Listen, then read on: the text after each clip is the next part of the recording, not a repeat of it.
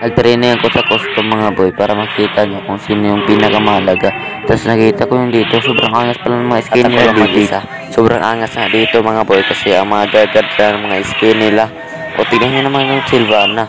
Sobrang ganda ng skin, di ba? Ito mo talaga masasabi ni Monton na bakit yung mga AI binibigyan ng mga skin at tapos naman dito tayo totoong tao hindi niya bibigyan. Yan, sobrang ganda talaga ng mga skin dito. Tignan naman tong Tigreal.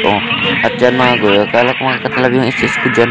Sobrang bilis pala tumakbo itong Tigreal lang nabutan ko.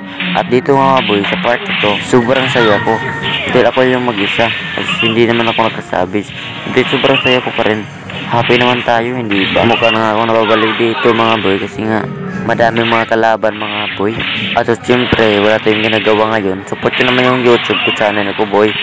Madali nyo lang pong hanapin yun sa YouTube. Dahil ang name po nyo na Vintage1. Kung may time man kayo, sana support nyo yung YouTube ko para update kayo sa akin mga bagong content.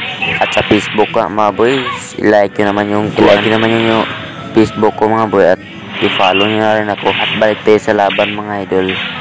At dito mga idol, sobrang saya ko nga dito mga idol.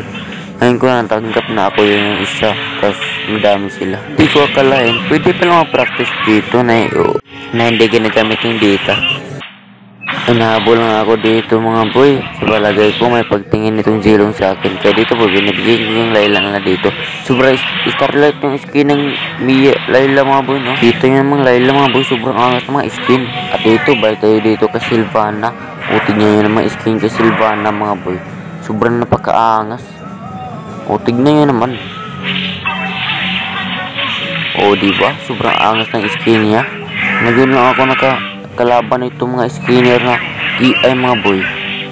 Sa part nito mga boy, naggulat ako sa aking damage. At diba? At dito mga boy, bagong first na naman. Kahit si Raichu, hindi ito gagawin.